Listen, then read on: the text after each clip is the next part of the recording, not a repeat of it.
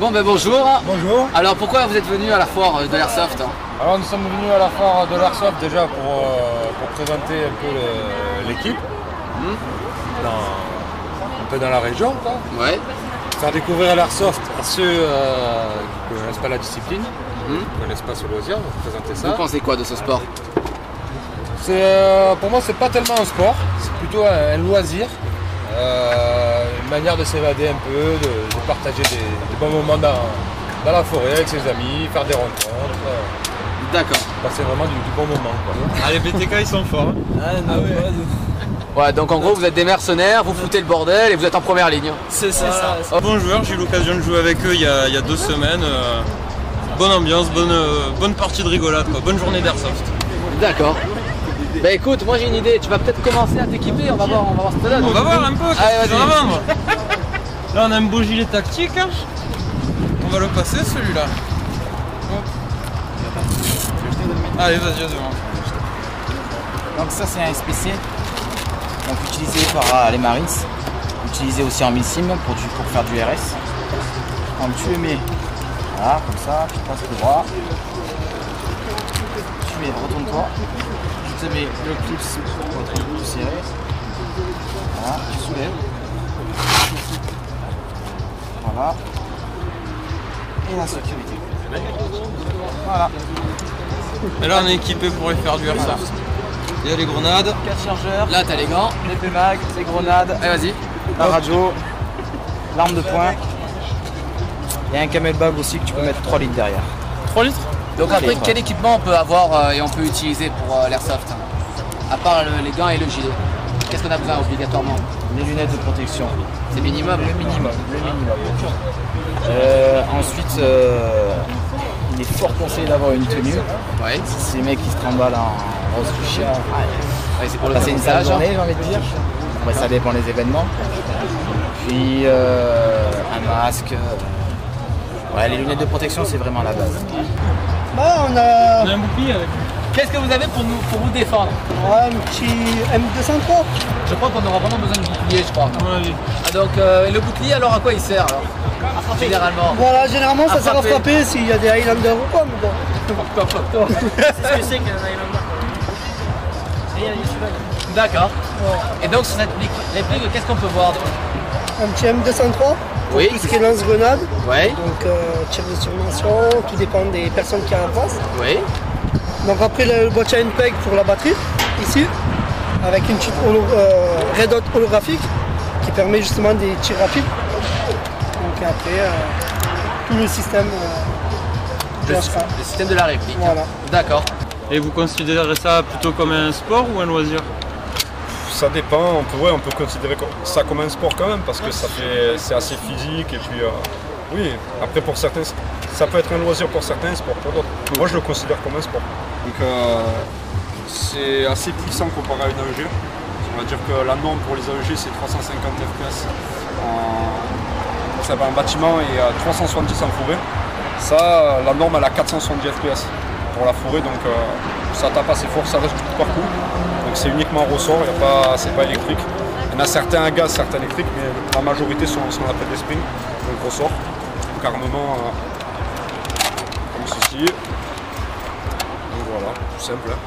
Avec la lunette, visée laser. Après on peut ajouter un peu tous les éléments qu'on veut. Dans l'ensemble, voilà. C'est la base, le fusil de base. Après il y a les AEG en fait, c'est fusil électrique en fait. C'est bien, c'est une arme mixte en fait. C'est entre la longue portée et la courte portée. Si on n'a pas envie de jouer au sniper au coup par coup, là on peut choisir, il y a plusieurs types de tirs. Il y a sécurité bien sûr pour bloquer. Semi-automatique c'est coup par coup. Et full auto c'est automatique donc. Le principe c'est de mettre une batterie qui engendre un piston, un moteur et voilà ça tire. Pas besoin de réarmer à chaque fois pour tirer. C'est assez sympa. Après on peut installer tout ce qu'on veut. Moi j'ai mis une lunette à coque pour viser plus loin. Après on n'est pas obligé de ne pas utiliser de lunettes. Donc, voilà. Ok. Et pour finir, l'arme, la réplique pour le corps à corps et le CQB, donc le GBB. Donc ça marche à gaz ou CO2, ça dépend, sparklet de CO2 ou bonbonne de gaz pour charger les chargeurs. C'est coup par coup la plupart du temps. Ça peut aussi fonctionner full auto dans certains cas. Certaines répliques font du full auto, mais ça se vide un peu trop vite en full auto puisque ça a une capacité d'une vingtaine de billes, pas plus. Et c'est vraiment privilégié pour l'infiltration et le CQB, donc pour être plus maniable et pas avoir de soucis avec la réplique. Merci. Bon, bah maintenant, dites-nous quelle est la différence entre le paintball et l'airsoft. Bon, bah alors, première chose, il existe deux types de répliques en fait. Ce qu'on appelle les AEG, c'est des répliques qui sont électriques, qui fonctionnent avec des batteries, moteurs, engrenages, pistons, dans le même principe un peu qu'une pompe à vélo au final. Donc il y a ça. Tout réplique électrique, moi j'utilisais batterie. Ensuite il existe des répliques longues gaz. Donc c'est exactement le même principe qu'un vrai. Donc comme on peut voir, je ne sais pas si tu peux zoomer. C'est exactement le même principe qu'un vrai.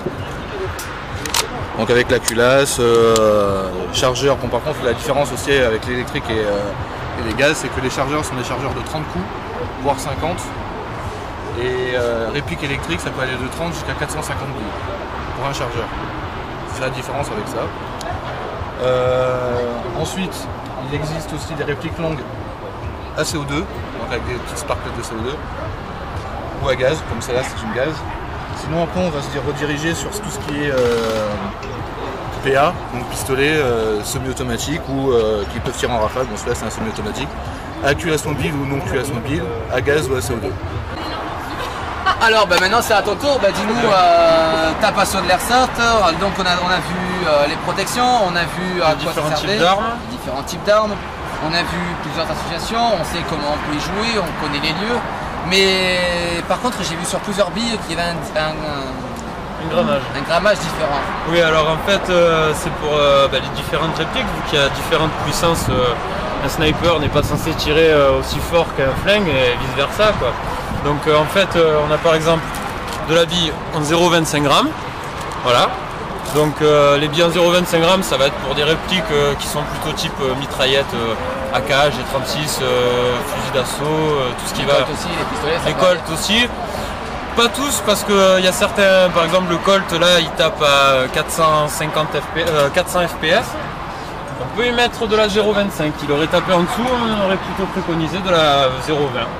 Il y a les snipers qui utilisent de la 0,42, je crois que c'est pour les snipes, 0,42, 0,45. Donc eux, pourquoi ils en mettent de la plus lourde? Parce que le fusil sniper a beaucoup plus de puissance que toutes les autres répliques réunies. C'est celui qui décharge le plus d'air d'un coup, donc il faut une bille le plus lourd possible pour pouvoir tenir cet afflux d'air et avoir le maximum de précision et le maximum de portée, d'où le grammage plus important. Donc. La différence entre le paintball et l'airsoft, c'est les réglementations. Le paintball est une fédération, donc avec des règles bien précises. L'airsoft, ça se joue beaucoup avec le fair play, le respect de la personne. Il y a des réglementations de puissance qui sont différentes et c'est pas les mêmes lois, c'est pas la même ambiance. C'est surtout ça qui fait la différence entre les deux. Allez, on y va!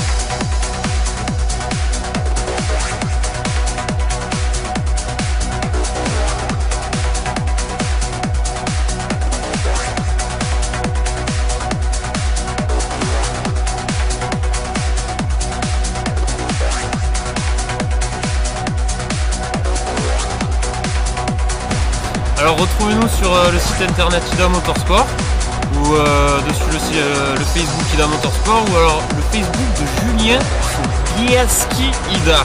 C'est moi en personne que vous avez, puis on se fera des parties, des foires Airsoft, tout ce qui concerne l'Airsoft.